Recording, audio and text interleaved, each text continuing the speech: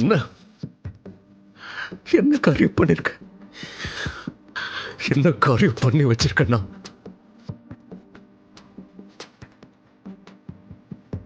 நீ உன்னோட காதலை ரொம்ப நாள் கழிச்சுதான் உணர்ந்தியே. ஆனா என்னைக்கு நீ இந்த வீட்டுக்குள்ள முதல்ல கால் எடுத்து வச்சியோ அன்னைக்கே உன் கண்கள்ல நான் பார்த்துட்டேன் ராதா. மோகன் மேல உள்ள காதலை.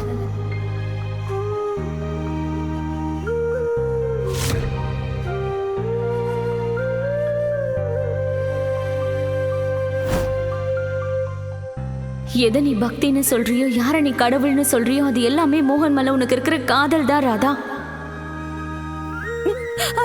என்ன மன்னிச்சிருங்க துளசி அக்கா. இல்ல, நான் மோனையவ காதலிச்சிருக்க கூடாது. இல்ல இல்ல ராதா, நீ என்கிட்ட மன்னிப்பு கேட்க வேண்டிய அவசியமே இல்ல. இது எனக்கு எவ்வளவு சந்தோஷமா இருக்கு தெரியுமா? ரொம்ப சந்தோஷமா இருக்கு. ஏன்னா மோகனை நீ காதலிக்கிற. நிஜமா என்ன நம்ப, நீ மோகனை காதலிக்கிறது எனக்கு ரொம்ப சந்தோஷமா இருக்கு. ஏன்னா உன்னோட காதல்ல சுயநலம் இல்ல ராதா. நீ மோகனை மட்டும் இல்ல, குஷிய கூட ரொம்ப நல்லா பாத்துக்கிற. மோகனோட சேர்த்து குஷிய கூட நீ உன் மகளா ஏத்துக்கிட்ட. என் மோகனை என்னை விட வேற யாராலையும் அதிகமா காதலிக்க முடியாதுன்னு நான் நினைச்சிட்டு இருந்தேன்.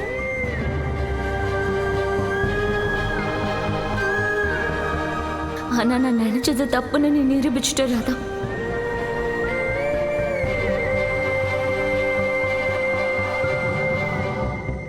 இங்க பாரு, உனக்கும் எனக்கும் எந்த வித்தியாசமும் இல்ல.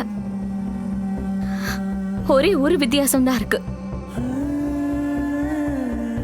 நீ இந்த உலகத்தை சேர்ந்தவ, நான் அந்த உலகத்தை சேர்ந்தவ. ஆனா இப்போ நாம ரெண்டு பேரும் இந்த இடைவெளியை போக்கணும். மோகன் குஷியோட சந்தோஷத்துக்காக நாம ஒண்ணு சேரணும் ராதா. நம்ம ரெண்டு பேரும் இப்போ ஒண்ணு சேர்ந்தாகணும். எல்லா பிரச்சனையும் தீர்ந்தது.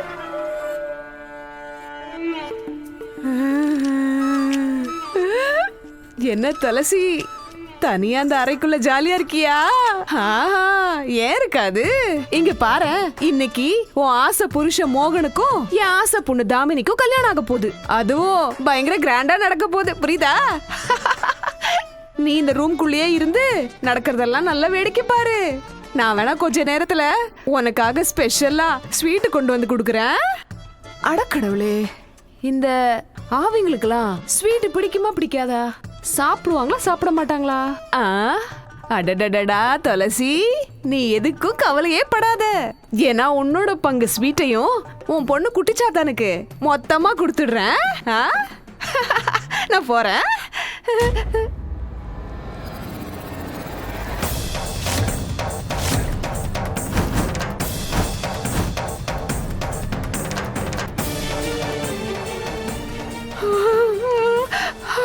கடவுளே, இது இது எப்ப நடந்துச்சு? தாமினி, தாமினி, தாமினி. நாம ரெண்டு பேரும் சேர்ந்து இந்த கல்யாணத்தை தடுத்து நிறுத்தணும்.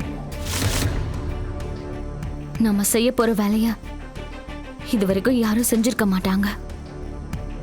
இன்னைக்கு தடவையா ஒரு ஆத்மாவும் ஒரு மனுஷியும் சேர்ந்து நம்ம குடும்பத்தோட சந்தோஷத்துக்காக போராட போறோம்.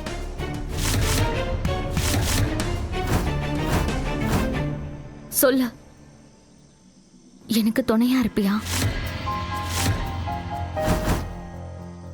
நாம உயிருக்கு உயிரா நேசிக்கிறவங்களுக்காக நீ போராடுவியா? எனக்கு துணையா இருப்பியா?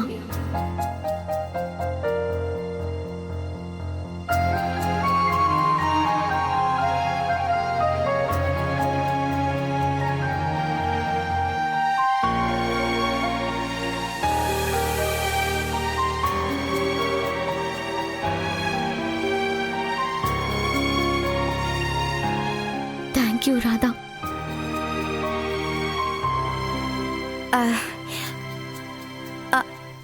அண்ணா அக்கா, இதெல்லாம் எப்படிக்கா நடக்கும்? என்னால முடிஞ்ச வரைக்கும் எல்லா முயற்சியும் நான் பண்ணி பார்த்துட்டேன். ஆனா என்னால அந்த கல்யாணத்தை நிறுத்தவே முடியல. ஆனா இப்போ நீ நிறுத்து வராதா? இந்த கல்யாணத்தை உன்னால மட்டும்தான் நிறுத்த முடியும்.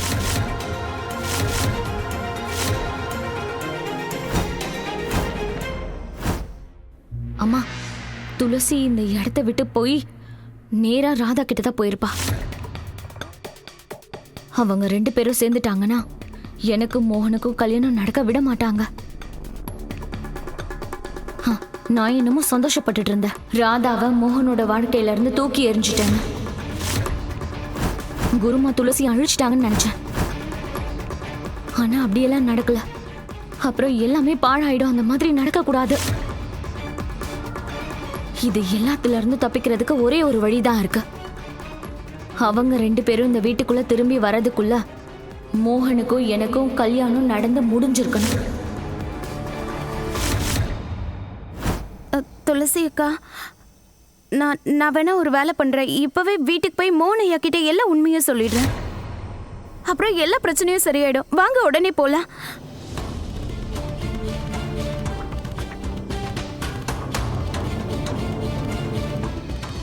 என்னாச்சு? வாங்க போலாம். இல்ல ராதா, இப்போ நீ என்ன சொன்னாலும் யாரும் உன்னை நம்ப மாட்டாங்க. சொல்ல போனா எல்லாரும் உன்னை பைத்தியம்னு சொல்வாங்க. அது எப்படி துளசி அக்கா? நான் போய் மோகன் ஐயா கிட்ட சொல்றேன், நீங்க எனக்கு துணையா இருக்கீங்கன்னு அவர் கண்டிப்பா புரிஞ்சுப்பாரு. இல்ல ராதா, மோகனுக்கு பண்ண சத்தியத்தால நான் இருக்கேங்கிறத என்னால மோகனுக்கு உணர்த்த முடியாது. நான் இருக்கிறத அவர் உணரலன்னா நீ என்ன சொன்னாலும் அவர் நம்பவே மாட்டாரு. அதுவும் இல்லாம அம்மாக்கு எல்லாமே தெரியும் ராதா. தெரிஞ்சிருந்தும் கூட அவங்களும் நீ சொல்றத நம்ப மாட்டாங்க.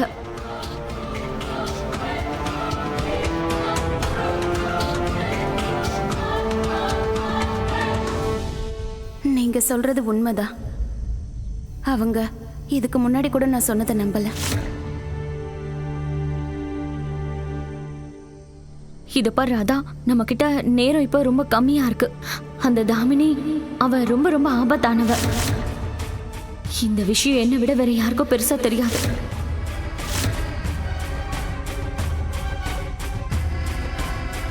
நீங்க ஏன் இப்படி சொல்றீங்க?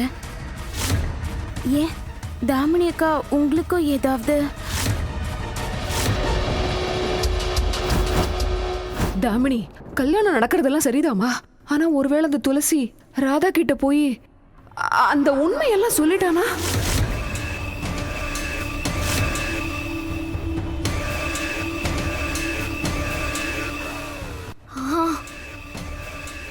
இது பாருங்கம்மா, இத பத்தி நாம அப்புறமா யோசிக்கலாம். நீங்க முதல்ல இந்த கல்யாணம் நடக்கிறதுக்கான வழியை பாருங்க, சரியா?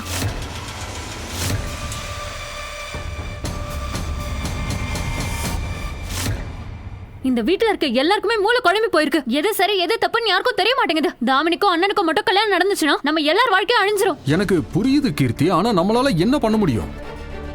கீர்த்தி, நான் சொல்றத கேளு. இந்த கல்யாணம் நடந்தா நடந்துட்டு போகட்டும். இல்லனா அத்தை மனசு ரொம்ப வருத்தப்படும். அப்ப நாமங்க நம்மளோட சந்தோஷத்தை பத்தி இங்க யாருக்கும் அக்கறை கிடையாதா? அம்மா அப்பா என்ன சொன்னாங்கன்னு தெரியும்ல. இன்டைரக்டா நம்மள வீட்டை விட்டு வெளியே போக சொன்னாங்க. ஐயோ கீர்த்தி, அந்த நேரத்துல அத்தை ரொம்ப கோவத்துல இருந்தாங்க. அவங்க மனசுல எதையும் வச்சுட்டு பேசல. அந்த நேரத்துல பேசுனது அவங்க கிடையாது, அவங்களோட கோவம் தான். அம்மா அப்படி கிடையாதுன்னு எனக்கு தெரியும். ஆனா தாமினி அப்படிதானங்க. அஜித், அந்த தாமினி இந்த வீட்டுக்கு மருமகள் ஆயிட்டானா அடுத்த நிமிஷமே நம்மள வீட்டை விட்டு துரத்திடுவா. நீங்க வேணா பாருங்க. சரி கீர்த்தி, அது நடக்கும்போது பாத்துக்கலாமே. இன்ஃபேக்ட் இந்த விஷயத்தை நம்ம இப்பவே கவனிச்சாகணும். அப்படி ஒரு நிலைமை வரதுக்கு முன்னாடி நாம இப்பவே இந்த வீட்டை விட்டு போயிடலாம். நாம இந்த வீட்டை விட்டு போக முடியாது. ஏன் முடியாது? ஏன்னா ஹிந்து சக்சஷன் அமெண்ட்மெண்ட் ஆக்ட் 2015ல தெளிவா எழுதிருக்கு, பெண்களுக்கும் பசங்க மாதிரி அவங்களோட அம்மா அப்பா ப்ராப்பர்ட்டில சம உரிமை இருக்குன்னு. ஆனா கீர்த்தி, உன்னால என்ன பண்ண முடியும்? ஒருவேளை தப்பி தவறி நாளைக்கே தாமினி உன்னை வீட்டு விட்டு போகணும்னு சொல்லிட்டானா நீ உன் சொந்த குடும்பத்து கூடயே சண்டை போடுவியா? மோகன் அத்தை இவங்க 2 பேரையும் கோட்டு கிழிப்பியா? என்ன கீர்த்தி, நான் சொல்றத நல்லா புரிஞ்சுக்கோ. நான் இருக்கல்ல, எனக்கு தெரியும் உன்னை வாழ வைக்கிறதுக்கு என்கிட்ட இந்த அளவுக்கு அரண்மனை மாதிரி வீடு இல்லாம இருக்கலாம். ஆடம்பரத்தை என்னால கொடுக்க முடியாது. ஆனா நிச்சயமா சொல்றேன், நான் உனக்கு ஒரு சத்தியம் பண்ணித்தரேன். நான் கடினமா உழைப்பேன், ராத்திரி பகல உழைக்கிறேன்.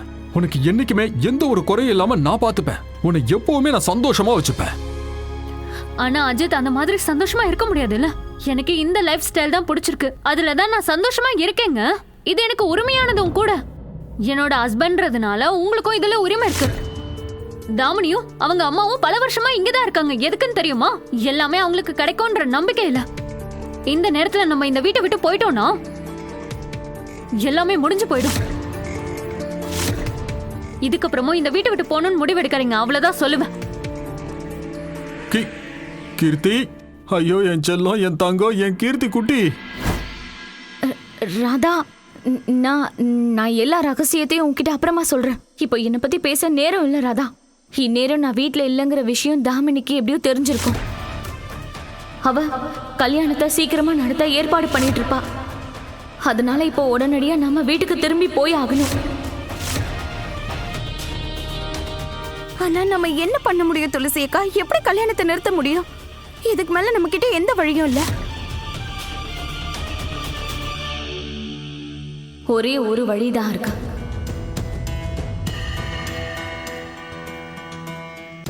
ஒரு பொண்ணு தன் கணவனை, தன் கழுத்துல இருக்கிற தாலிய, தன்னோட குங்குமத்தை யார் கூடவும் பகிர்ந்துக்க மாட்டா.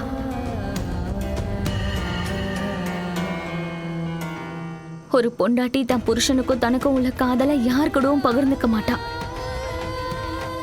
ஆனா இன்னைக்கு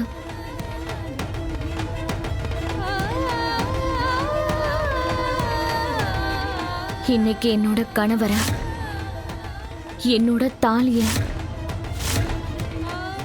என்னோட குங்குமத்தை எல்லாத்தையும் உன் கூட பகிர்ந்துக்க போறேன் ராதா.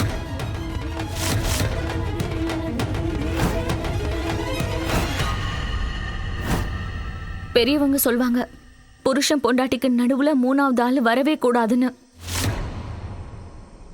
ஆனா இன்னைக்கு எனக்கும் மோகனுக்கும் நடுவுல உள்ள இடத்த நான் உனக்கு கொடுக்கிறேன்.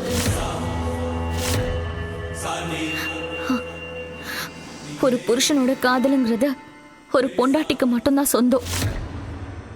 ஆனா அந்த காதலோட ஒரு பகுதிய இன்னைக்கு நான் உனக்கு கொடுக்க போறேன் ராதா.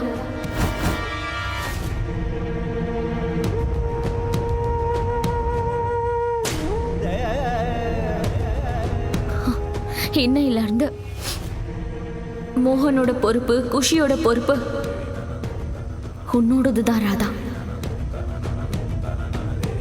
நீ ஏற்கனவே குஷிக்கு அம்மாவாயிட்ட.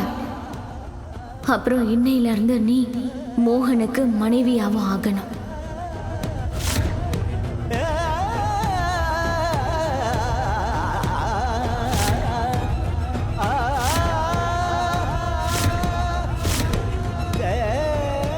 சொல்லு ராதா, என்னோட மோகனை கல்யாணம் பண்ணிப்பியா?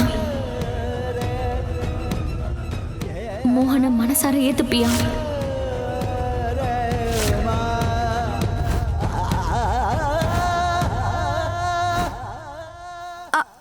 அக்கா, நீங்க என்ன சொல்றீங்க? இது தப்பு. மோனையா இப்படி ஒரு கல்யாணத்துக்கு நிச்சயம் ஒத்துக்க மாட்டாரு. यदा यदा हि धर्मस्य ग्लानिर्भवते भारत अभ्युत्थानं धर्मस्य तदात्मानं सुजाम्यहम्. परित्राणाय साधूनां विनाशाय च दुष्कृतां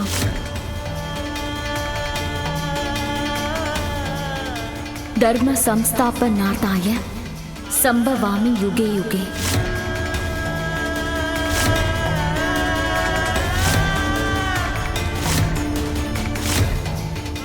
அந்த கடவுள் கிருஷ்ணரே சொல்லியிருக்காரு, எப்பெல்லாம் தர்மத்துக்கு தீமை நடக்குதோ இல்ல அழிவுக்கான காரணம் ஆரம்பிக்குதோ அப்பெல்லாம் நான் பூமியில ஜென்மம் எடுத்து பாவிகளை அழிச்சிருவேன்.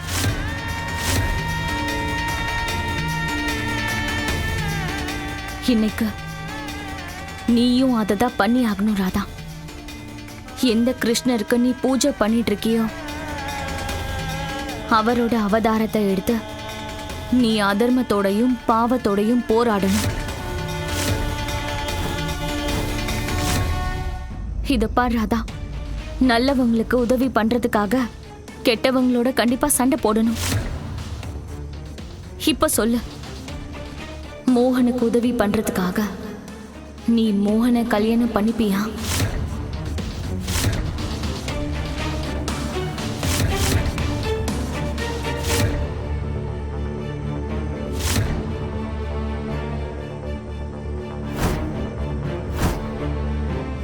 மோகன மனசர ஏத்துப்பியா?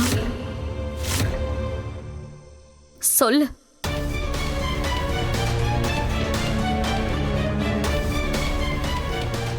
துளசி அக்கா, மோகனையே என்ன கல்யாணம் பண்ணிக்க என்னைக்குமே ஒத்துக்க மாட்டாரு. தாமினி அக்காக்கு அவர் வாக்கு கொடுத்திருக்காரு, அதனால தாமினி அக்காவை தான் அவரு கல்யாணம் பண்ணிக்கணும்னு சொல்லுவாரு. ராதா, மோகன் குஷியோட சந்தோஷத்துக்காக நீ மோகனை வலுக்கட்டாயமா தான் கல்யாணம் பண்ணிக்கணும்.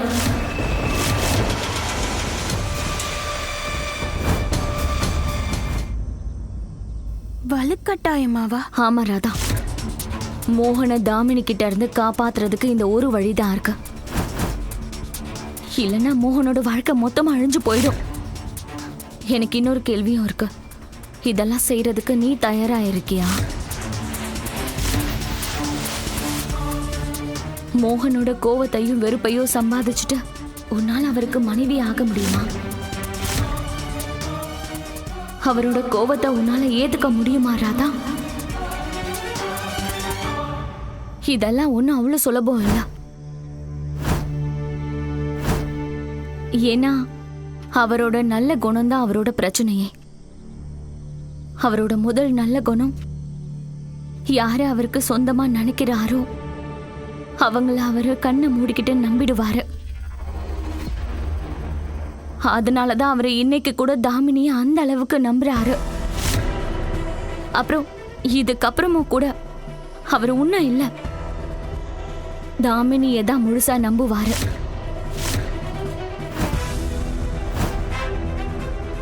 அவரோட ரெண்டாவது நல்ல குணம், தான் கொடுத்த வாக்குல இருந்து அவரு பின்வாங்கவே மாட்டாரு. உன்னோட கல்யாணம் ஆனதுக்கு அப்புறமும் கூட தாமினியோட உறவை அவரை அறுத்துக்க மாட்டாரு. ஒவ்வொரு நாளும் இந்த சித்திரவதையை நீ அனுபவிக்கணும், எல்லாத்தையும் சகிச்சுக்கணும். இப்போ சொல்லு, உன்னால இது எல்லாத்தையும் பண்ண முடியுமா?